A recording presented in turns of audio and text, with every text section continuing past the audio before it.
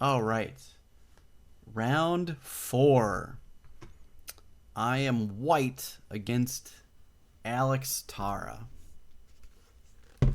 He is a very, very good player. I've played him once before, and he, I played him. He was white, but so I played black, and I played a French back then, and I had a good game against him, and he fell for a tactic, um, unfortunately. So I was able to win that game.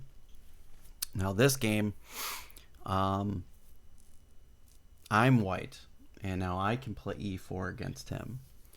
And one thing I can say, this is round four. I'm now 1 point out of three. I had two draws and a loss against three players. So at this point right now in the tournament, I looked up the points just because I was curious, because I knew I was approaching and getting close to Class B, and I thought, man, if what do I have to do in this game to win? Now I was prepared for a different player and playing black. I was prepared for another person in the club playing black. So I was ready to play a Nimzo Indian or a Queen's Indian defense. And now I'm playing white. I wasn't ready to or prepared to play white. I didn't want to play white. I want to start playing more black. Um, so now I'm like, okay, I now have to play e4, and I'm still not. I don't know what he plays. The only information I had prior to the game, which was maybe an hour or two before, is that when he does play, he doesn't seem to really attack or control the center. Um, he plays non-combative chess at the beginning. I thought, oh, okay, that's fine for me. If he doesn't play e5 or c5, I can play e4, d4, and we'll go from there. And that's exactly kind of what happened. So let's get into it. He played d6, and I thought to myself, wait, what? I'm not, since I started working on e4 Grandmaster Gambits by Simon Williams, this was not in the course. This is not a common response. So I'm prepared for e5. I'm prepared for c5. I'm prepared for c6 and e6, the four pillars of chess. So I'm prepared for these symmetrical structures. I'm prepared for Sicilian structures. I'm prepared for French structures, and I am prepared for Caro-Kann structures. I am not, however, prepared for this type of structure. So I'm thinking to myself, oh, so now we might get an e5 structure. We might get a c5 structure. So I'm unsure. But since he doesn't want to commit to the center, I felt like, okay, I'm going to just hold on to it. I'm going to play e4, d4. This is principled chess. I am taking control of the center. Okay. He played knight to f6, and I played knight to c3. I'm developing a knight, hanging on to my e4 pawn. I thought, okay. And he played c6. So he is most certainly not committal. And now I'm like, well, now I can just start developing pieces, because I'm gonna rely on quick development, and I'm gonna try my best to overwhelm him with development.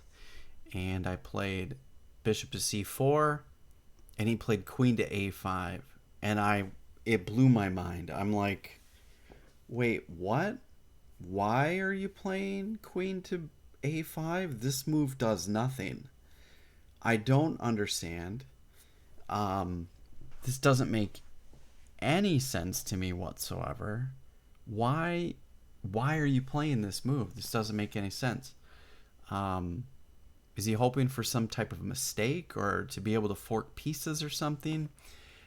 I'm really quite confused by this move, and unfortunately I did not get a chance to play or have a postmortem with him. We had a few words after the game, but it was still early in the night. It was only about 9 o'clock or so. So there's still a number of games going, and he's a pretty loud whisperer. So I didn't want to really have a postmortem with him because I didn't really want to disrupt a lot of other players. But um, we didn't get really a chance to go over the game like I wanted, which is okay. I really wanted to ask him about this move because to me it made no sense whatsoever. And I'm like, oh, that's just a wasted move. So, okay, I'm going to play bishop to d2. I'm going to develop, and now I have discoveries. Okay. He moved back to queen to c7, and I thought, oh, wow. So now I'm completely developed, and he has three pieces that have not been developed at all. I'm like, wow, look, I have such an initiative.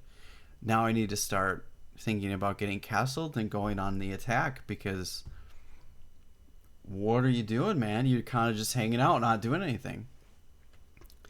He played bishop to g4. Okay, this pin's kind of not awesome. Okay. Avenging CYV. Hey, how's it going, man? I want to offer a promotion to your channel. Viewers, followers, views, chat bots. The price is low. All right, man. You can head out. That's okay. We don't need any of that type of promotion. No, we're good, man. Thanks. Much appreciated. Yeah, we don't need any of that kind of stuff.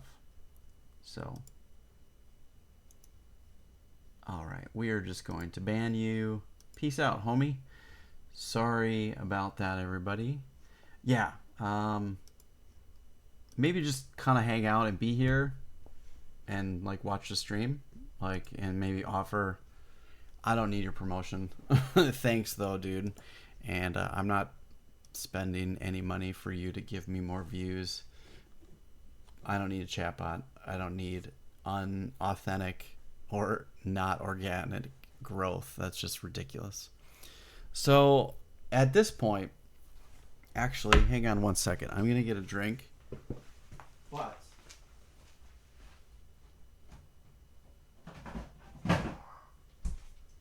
Okay. I wanted to grab this book. I have been reading a book called The Art of Checkmate. Okay. By Georges Renaud and Victor Kahn. Now this is the 21st century edition. I think it's like 15-20 bucks on Amazon. It's really cheap. And the first chapter is on Legal's sacrifice. I am doing everything in my power to try to make Legal's sacrifice work. For those of you that don't know, it is with bringing your knight to e5 and then bringing your bishop in to stop or to checkmate and allowing your queen. So this is kind of the idea. Oh no, my queen. Boom and boom. Now, it doesn't work here because the king has an escape square, unfortunately. So I'm sitting here trying to think, what can I do? I'm looking, at this point in the game, I'm looking for Legal's sacrifice many times. I'm continuing to look for it. Instead, I castle because I can't see it. What I didn't see is the game a week prior. Why couldn't I just start with this? My own bishop takes f7 sacrifice. And now what? What are we going to do? Does it work here? Maybe not. I don't think it does because the knight is protecting the bishop. But I never even considered it. It didn't even cross my mind. But that's the problem. It should be crossing my mind. But I'm unfamiliar with these structures, so this is new territory for me that I need to learn and find out what these tactics are and these mating patterns, because I'm not seeing it. Some of you guys, this stuff might jump out at you right away, but for me, it's not, because I haven't played these structures in 20 years. But I'm happy to be back at them. Okay, so he played knight to e4, and now the bells should be screaming, because The alarm bell should be screaming at me to say, now you need to play rook or bishop takes f7. You must. Like, you got to be able to see this. Because here, and now look at that. I mean, this is absolutely crushing. What are you going to do? If he takes here, we take here, and his king is just like stuck. But we go here. If we take there, check. Yeah, there's so much stuff here. Yeah, this just looks really tough to deal with. All this is, I believe, good for white. And I didn't see any of it. I played rook to e1 instead. Getting the idea of, since he's got an uncastled king, so I've got different ideas. I am being what I think to be as aggressive as possible. Instead of trying to sacrifice, I was like, well, let's load another piece up on the king because he's uncastled, so I might have some other sacrificing ideas. When in all reality, this bishop is really causing some problems. I wish, I probably should have played an earlier h3 to keep the bishop out. So if we move back and he's, fumbling around, maybe I should have played h3 here. Oh, what are you doing? How are you going to proceed? Where are you going to move that bishop? You don't really have any good squares. Are you going to move it here? That's weird. Are you going to move it here? That's weird because now you can't really develop your knight. If you develop your knight, I can take that and mess up your queen side. This is... Now I can develop. And, if he moves here, now he's blocked his knight or his bishop in. And he's got to think about stuff like that. It's just... It's like a nice prophylactic move by waiting and delaying a little bit of my development by playing h3. And, how is he going to deal with that? Now he's going to play e5 maybe? Okay. Yeah, it's just... I'm forcing him to make a decision. But we didn't do that. And I load back up on the knight. Unfortunately, it gives him an opportunity to come back here. And now I play bishop f7. I saw it a bit late. It still kind of works. Not amazingly, because now instead I have to calculate myself to get the knight back by these types of moves. So now I'm threatening checkmate in one. He's got to deal with that. And I'm threatening checkmate in one again. He plays e5, and now I get the knight back. So there was some stuff here that was pretty good. And he played h6. This is an interesting position.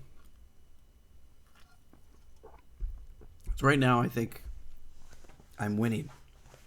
And I think all I had to do was bring my knight back to f3 and ask him the question, what are you doing? And I considered it. That's the problem. I considered this move thinking, well, I'm just going to take your pawn and we're going to go from there. He can't push it forward. If he pushes it forward, I'm just going to take it and we're going to go from there. And what do you do? How do you deal with this? And I didn't. I played this instead stupidly. And I don't know. I guess I thought, I don't know. I think I just had a moment, a lapse in judgment. I think I wanted, more control of this square. I don't know. I really don't know. I think I just had a brain fart, I guess. I didn't spend a lot of time on this move. This was move 14. 3 minutes. And I even marked it wrong. I didn't even... I didn't even mark it right in my notation. I just completely messed up. Um, yeah, I believe knight f3 is just straight up winning, and call it a day. Unfortunately, I didn't play that, and he gets all this counterplay, and I thought, okay, I guess maybe I should have just went back to g6, or sorry, g3, instead of allowing the trades. That was another mistake I made. So, like, I'm just having like this lapse in judgment and like not making objective moves and not making. I'm just kind of playing. I guess I'm kind of just playing hope chess here, and I let him take, and I saw this stuff, and I'm like, oh man, now he's got this crazy center, and I don't know if I'm going to be able to stop it. And I'm like randomly making moves. I'm not really coming up with a plan, and that's never good. If you're not making a plan, it's just this isn't smart. So at this point, I like took a small evaluation of the position, and I'm like, man, this totally sucks. Like I'm totally bummed out. And what I was trying to get to work was this, which I thought worked, but it did. I calculated it didn't. Here and here, and I was like, oh, I get check and I can win the rook. But it doesn't work because he can just block it right there, unfortunately. So I was bummed out that didn't work, and I really wanted it to work. So I was like, well, I'll just improve a piece. Maybe he'll make a mistake and I'll get a chance. And I'm like, at this point, I'm hoping for him to make a mistake. I'm not trying to find the best moves. I'm just kind of playing moves, whatever. And now I'm like, wow, okay. Now I'm like, how do I hang onto that pawn? I don't know how to hang onto that pawn. I can't move my queen to e3 because he's just going to play d4. And at this point, I've already resigned to the fact that I'm upset. I was like, wow, I just totally threw this game in a matter of a couple of moves when I had huge chances to win, and just kind of was playing really just not my best chess. I'm frustrated at this point. Mentally, I'm like defeated. And I came up with this move, knight to e4. And I thought, oh, maybe that's okay. If he takes, I can take his, knight. I'm just seeing what I can do, thinking that, oh, he's just going to take it. And then I'll go here, and go here. And now I'm going to pick this next pawn up. Like, I'm just thinking that he's going to make the moves that I'm thinking about, and not thinking, what's his best move? I'm not thinking about any of his moves at this point in the game. I'm just trying to defeat him with him making the moves that I think he's going to make, and I'm not really being objective about it at all. And he plays b6, and I was like, oh, well, I'll just go back because it doesn't work. Well, now I've just given up a pawn. And now he's got this like just crazy pawn center, and I'm like, what the heck? And I made the move anyways. I was like, well, now it's different because now I think I can win that rook. And I can't because I totally spaced when I made this sacrifice. I thought getting the 3 pawns was going to be sufficient. But I didn't see this next move. I did see this move after this, and I thought, well, this was my best try. But for some reason in my brain, I thought I'd always be able to take this rook, and I never had a chance to take the rook because it's now protected by the other one. So now I'm like, at this point in the game, I'm now like kicking myself because my plan didn't work, and now I'm down a piece, and now I'm only up 1 pawn for the piece when I was supposed to be up 3. And now I'm irritated, and I'm frustrated with my own play. I was playing a bunch of hope chess, and none of it worked, and I'm just like lazy. I'm just playing lazy chess is what's happening. So I saw that if I don't do something to keep this rook, I'm never going to be able to move my queen, and I had to come back and protect it. And I thought my only try is to just allow him to take b2, because I thought about playing b4 right here, but I thought, you know what, I'm going to let him take b2, and I'm going to get him off that file, so now I can try to get um, some sort of perpetual check and get a draw. I think that's the best that I can hope for at this point. And he took it, and I thought, okay, well, I'm taking the draw, and I took it. So we agreed to a draw after this. So the threefold repetition. I mean, it wasn't really agreed upon. He was upset. He didn't really want to do this because if he doesn't move, forward, I can just take his rook. So he didn't see the draw, but yeah, rough game. I was completely defeated this game. I was in a mental funk for sure. Don't know why.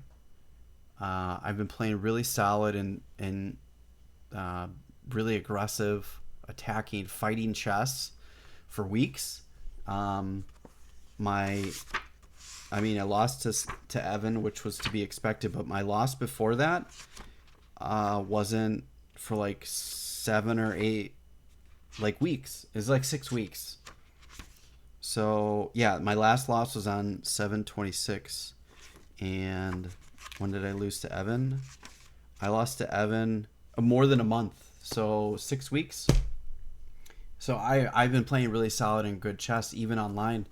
I have my longest winning streak on Lead Chess right now, despite being busy in my personal life. So yeah, this was rough. I finished with 1.5 out of 4, and it gained me about 20 points or something like that. So it put me at 1612. So I've now successfully reached Class B. So with the wrap up of this particular video and live stream, if you're watching this live right now, this would be the end of the series. We've reached Class B, and now I'm going to start a new series called Road to Class A, and we're going to start working on those games.